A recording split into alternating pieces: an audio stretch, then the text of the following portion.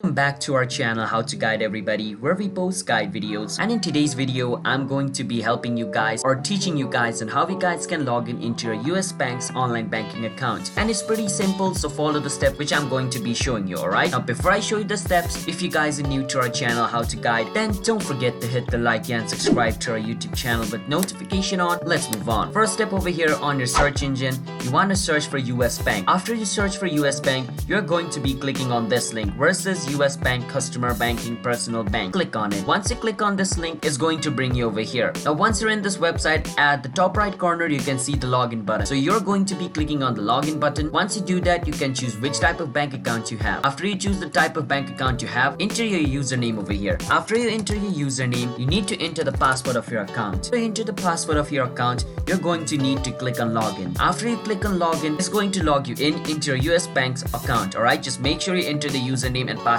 correct, and the other thing should be good to go. So that's how you guys can log in into a US Bank account. So if you guys found our video helpful, then don't forget to hit the like and subscribe to our channel How to Guide.